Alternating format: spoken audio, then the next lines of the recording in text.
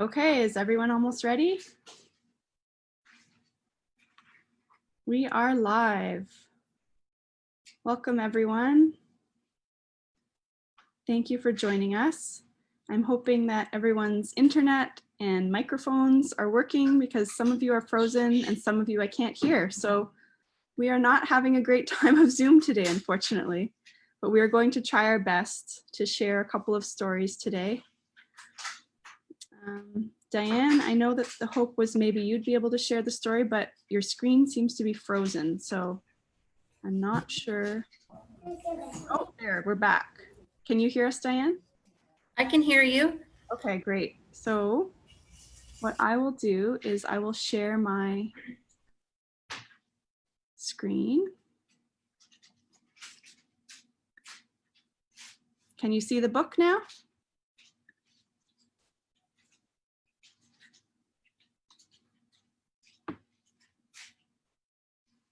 Can you see it's called The Proudest Blue. Okay, take it away. The story of Hijab and family.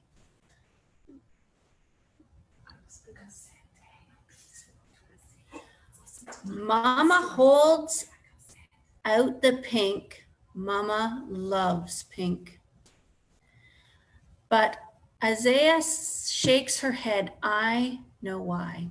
Behind the counter is the brightest blue, the color of the ocean. If you squint your eyes and pretend there's no line between the water and the sky, it's the first day hijab.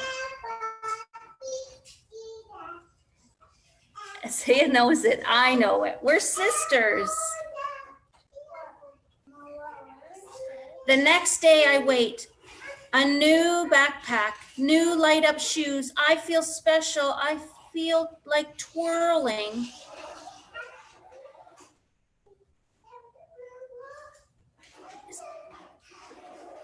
Isaiah comes out of the house and I stop.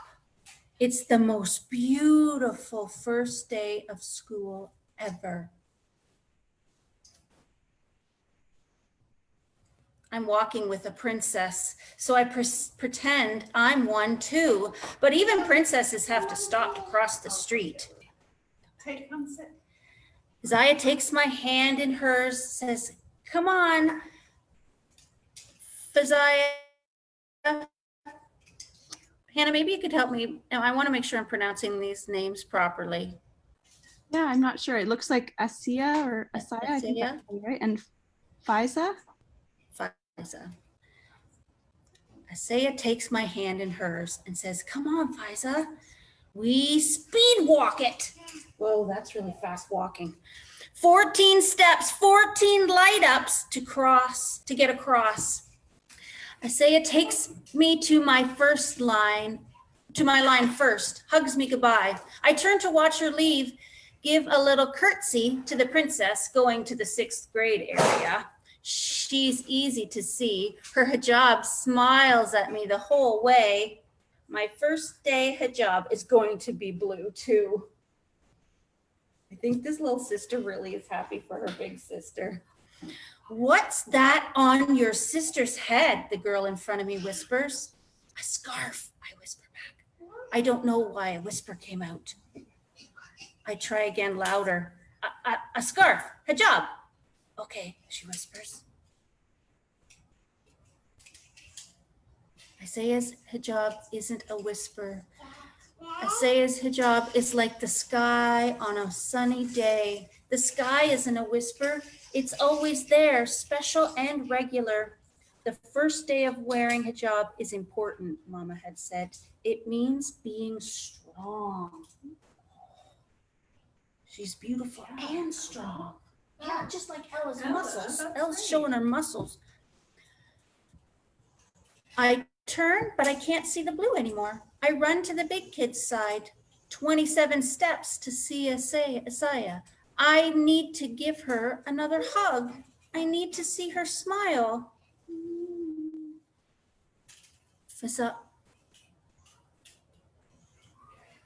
Isaiah's eyes wonder why I'm here. "Are you excited?" I ask, "about the first day of hijab?" Sorry, I just gotta move this.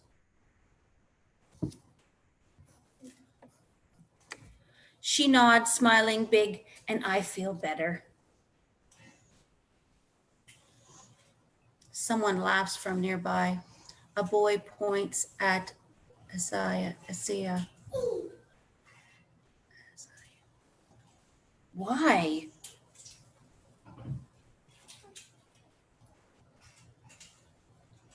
Isaiah's hijab isn't a laugh. Isaiah's hijab is like the ocean waving to the sky. It's always there, strong and friendly. Some people won't understand your hijab, Mama had said, but if you understand who you are, one day they will too.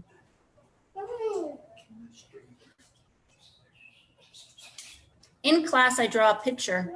Two princesses in hijab having a picnic on an island where the ocean meets the sky. The girl who whispered in line says she likes it. She says it's so loud. The teacher comes over to see her too.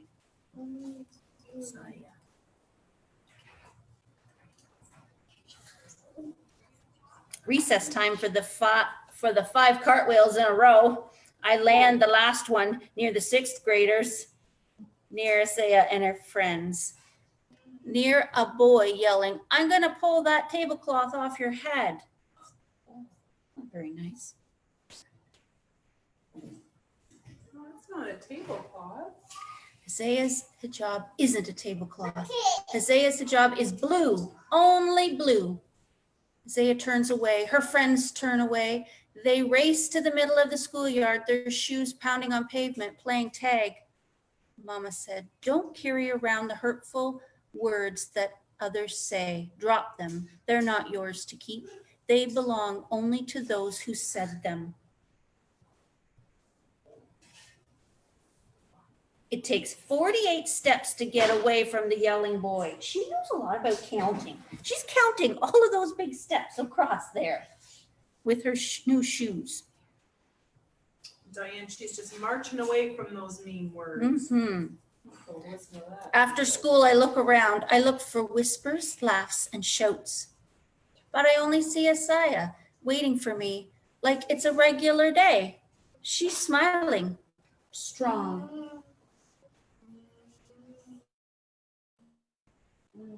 We cross the road hand in hand. I can't wait to get home to show Mama the picture I drew, to show Isaiah that I'm wearing the same hijab in it. Because Isaiah's hijab is like the ocean and the sky, no line between them, saying hello with a loud wave, saying I'll always be here like sisters, like me and Isaiah.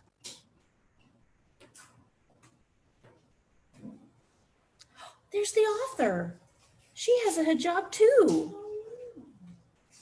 When she was 12, she started to wear hers. Very important in her world to have a beautiful one. Mm. Thank you so much, Diane. That was beautiful. That's the person And I'm not sure, Angela, are we able to hear you now or? I don't know. Can you hear me? Yes, we can. That's great. Okay. So would you like to read the next story? Sure. Okay. Thank you, Diane. That was great for you to cover like that. Thank We you. sometimes have technical difficulties, but we find our way through. All right, I'll share the next story.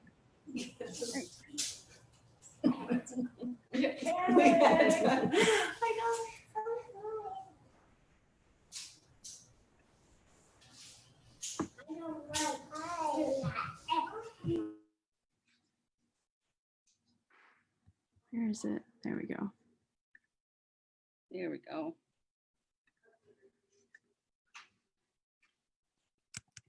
Okay.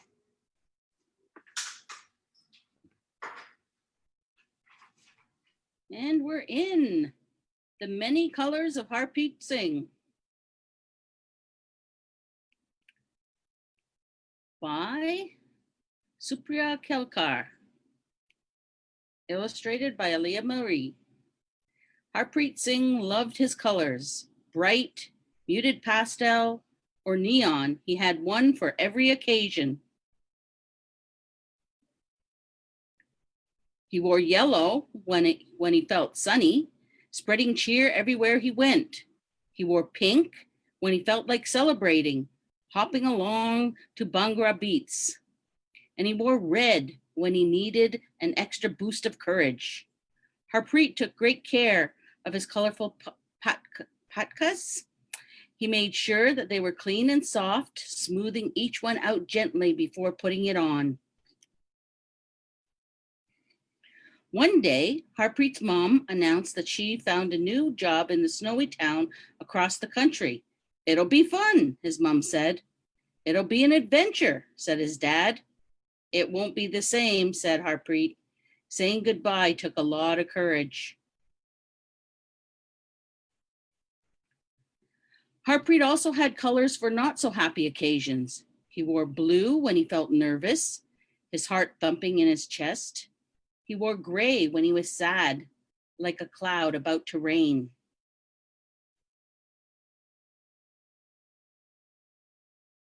And he wore white when he felt shy, not wanting to be seen.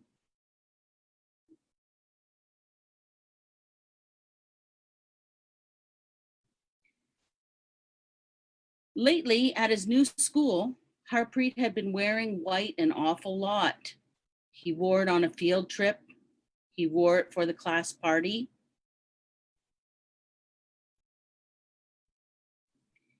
He even wore it on ordinary days, because even on ordinary days, he wanted to be invisible. "Do you want to wear red?" his mom asked. "No reason to be brave," Harpreet replied. "How about pink?" asked his dad. "What's there to celebrate?" said Harpreet. "Maybe all you need," said his mom, "is a little sunshine." Harpreet shook his head and sighed. Look outside. No birds, no blooms, no beach, just cold. The next day, Harpreet went to school in white, feeling gloomier than ever. It seemed like everything in this town was frowning along with him, even the snow. But it wasn't a frown at all. It was a smile. And Harpreet knew who it belonged to. "I like your hat," said Harpreet. "I like your hat," said the girl. "Mine's not a hat. Actually, it's called a patka," said Harpreet. "Mine's itchy," said the girl. Harpreet laughed. "I'm Harpreet," he said. The girl extended a mitten. "I'm Abby." The next day, Harpreet was sure to wear red. For a class party a week later, he tried pink. It wasn't long before he dug his yellow patka out of his drawer. He made sure it was clean and soft, smoothing the wrinkles out gently before putting it on.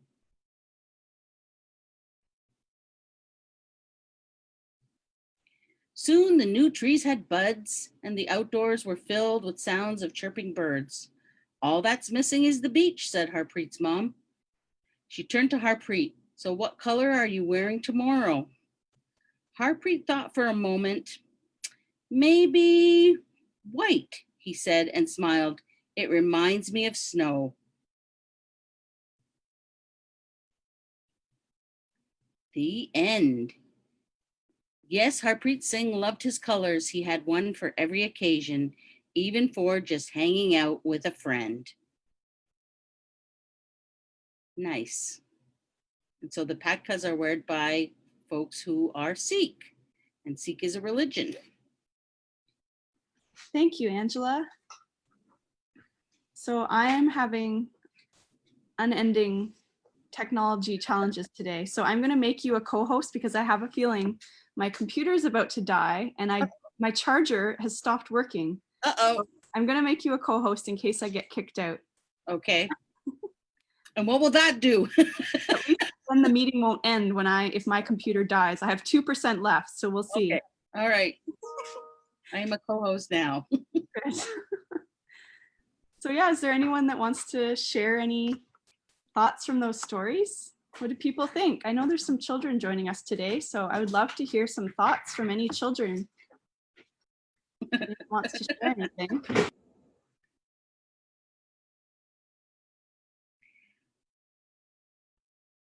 I really liked how Harpreet's patkas, that's a new word for me, by the way, patka. I really liked the way the colors of his patka were reflective of how he was feeling. And then in the end, he had the white took on a whole new meaning because of his new home, someplace where it was cold and snowy. So now it also had a happy emotion attached to it, not just when he wanted to feel invisible.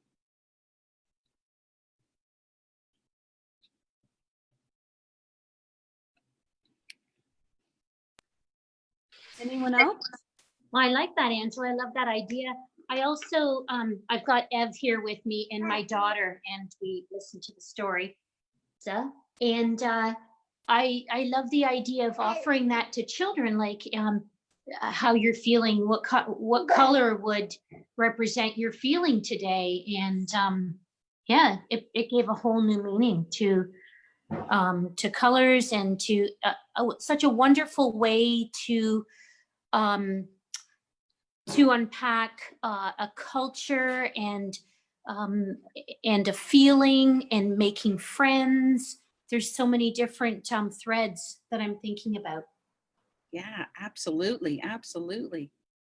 And that when the first story around the hijab, I really like that one as well. I know a lot of folks who are Muslim and Muslim women who wear hijab.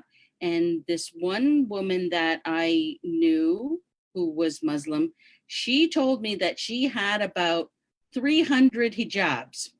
So, and they were for different occasions, obviously, and some of them were very elaborate and beaded, and other ones were just plain. And I'm sure that she used them much like the patka to express the way she was feeling that day as well. And I think that I really like the fact in that book that it also talked about how sometimes people don't understand what it is, and so they may not be nice to folks who wear hijab or patka, and that's because of not knowing and not being aware, and also maybe being kind of mean, but that's a whole other story.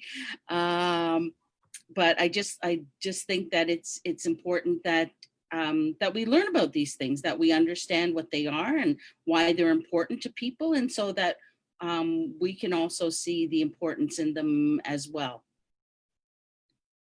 Angela, just to pick up on that. Oh, we lost you. Can you hear me? Yeah. Okay, just to pick up on that, Angela, I really like the messaging from the first story around, when there was some negative comments around wearing that those were messages that were for those people to hang on to, and that was okay for her to let go of that.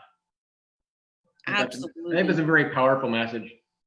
Yeah, and that's actually something that we can take with us about any of the things that folks may say that are not nice, that to recognize that that's something that they need to deal with, that we have to be strong, and that it shouldn't we shouldn't let that affect us. Absolutely.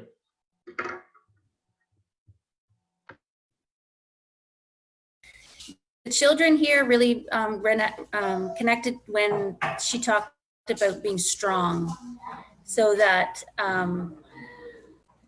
this idea of the blue and that the hijab made her feel strong, and I think the children really connected to that word.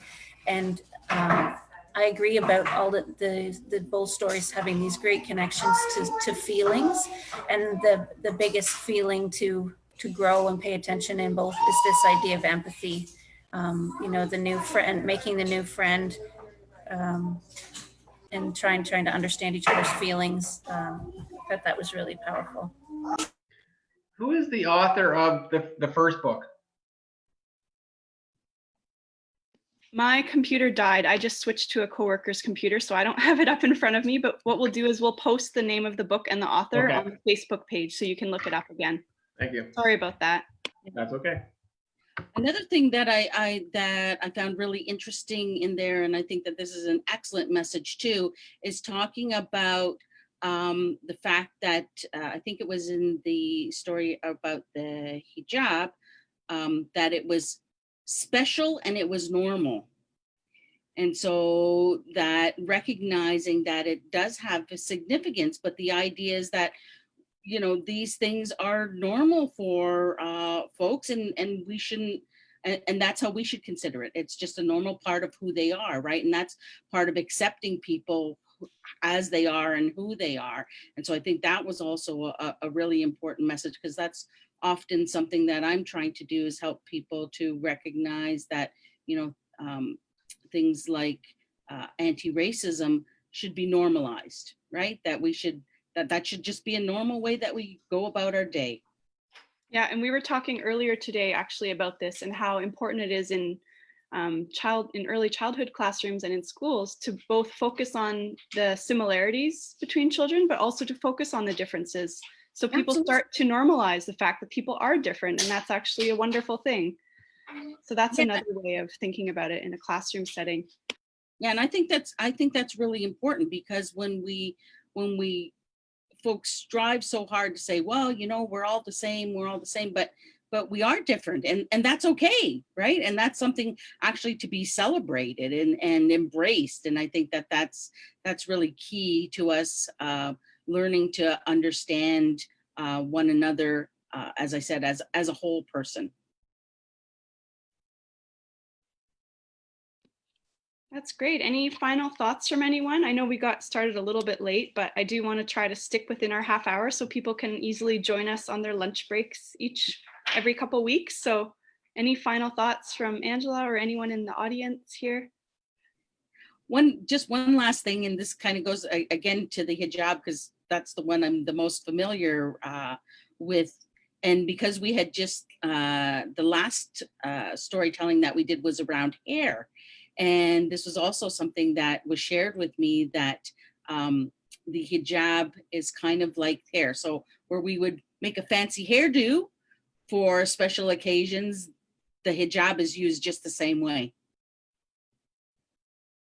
So again, it's the same, but it's different. Yeah, thank you.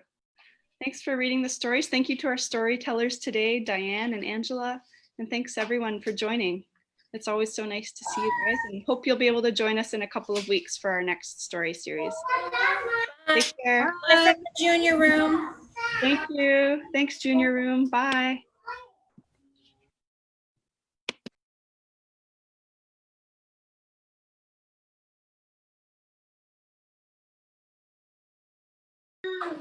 Thanks, Diane.